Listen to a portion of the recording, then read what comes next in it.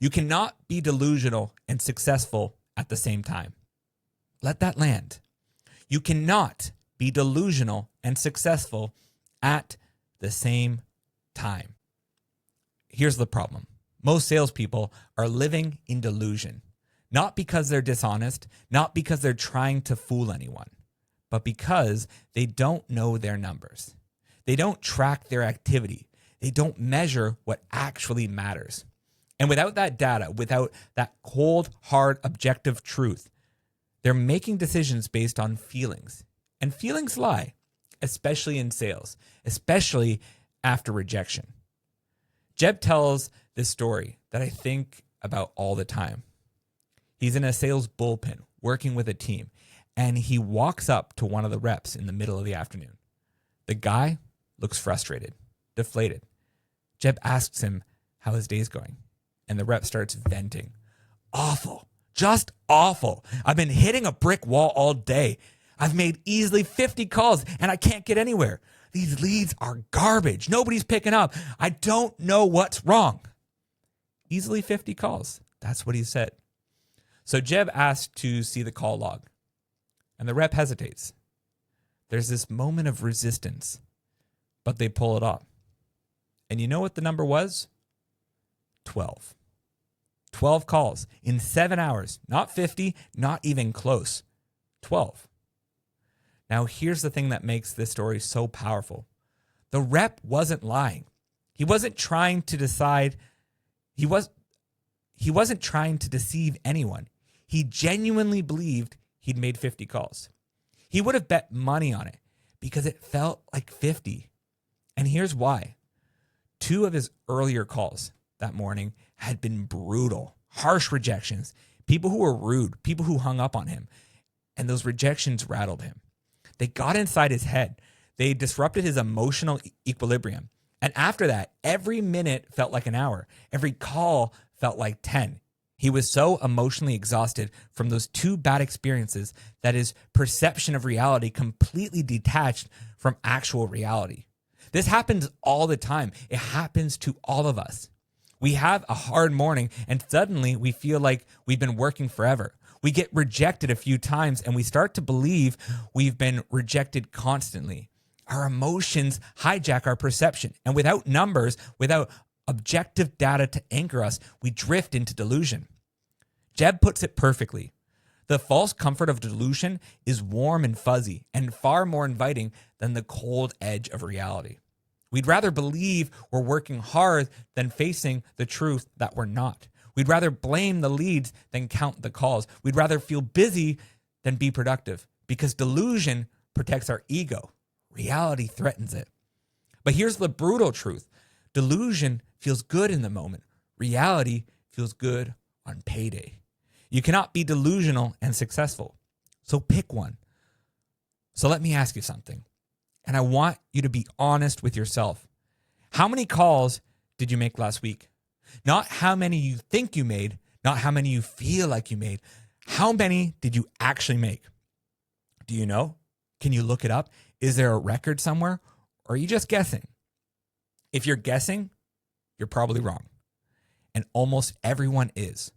Almost everyone overestimates their activity because our brains are wired to make us feel better about ourselves. That's just human nature. But human nature doesn't fill our pipelines. Numbers fill pipelines. Jeb compares salespeople to elite athletes, and this comparison changed how I think about my work. He says, imagine your favorite professional athlete. Could be anyone. Basketball player, baseball player, soccer star. Now imagine you walk up to them and ask about their stats. What happens? They don't hesitate. They rattle off numbers for days. Batting average, free throw percentage, goals per game, assists, rebounds, completion rate, time splits. They know everything, every metric that matters. Why? Because elite athletes understand that peak performance requires objective data. You can't optimize what you don't measure. You can't improve what you don't track. You can't make adjustments based on feelings. You need facts. You need numbers. You need the cold edge of reality. Sales is the same. You are a professional. Your performance can be measured. And if you're not tracking your numbers, you're not treating yourself like a professional. You're treating yourself like an amateur, and amateurs don't earn professional incomes. So what numbers should you track? Jeb keeps it simple. Track your activity metrics. How many dials you make. How many actually connect, meaning you reach a real person. How many conversations turn into appointments. How many appointments turn into sales. These ratios tell you everything. They tell you where you're strong. They tell you where you're weak. They tell you where to focus. Let me give you an example. Let's say you track for a month and you discover that you're making 50 calls a day, but you're only connecting with 5 people. That's a 10% connection rate.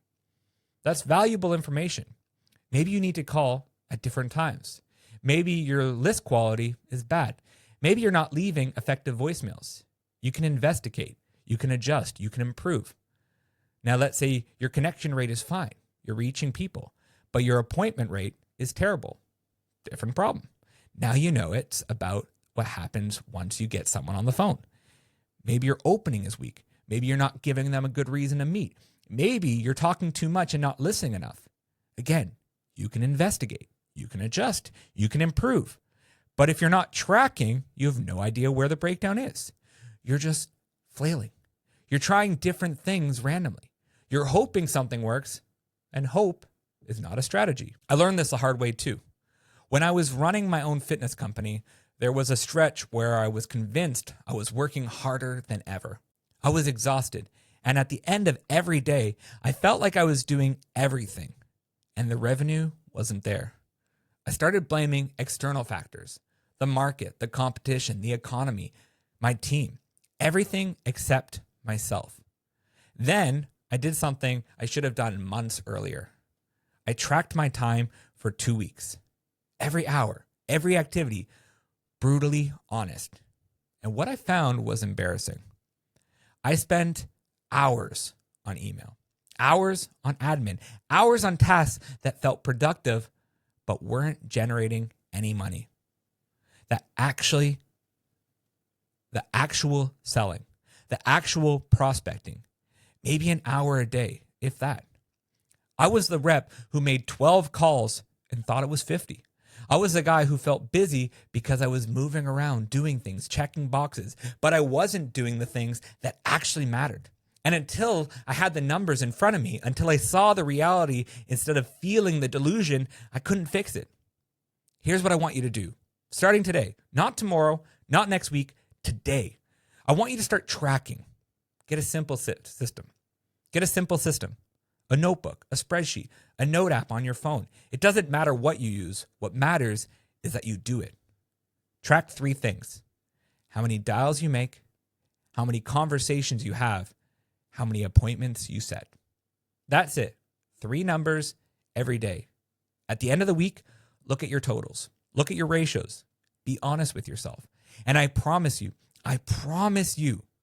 you'll be shocked by what you learn. Either you're doing more than you thought, which is great news, or you're doing way less than you thought. And that knowledge is worth everything because you can't fix what you can't see. There's a formula Jeb uses in the book. Efficiency plus effectiveness equals performance.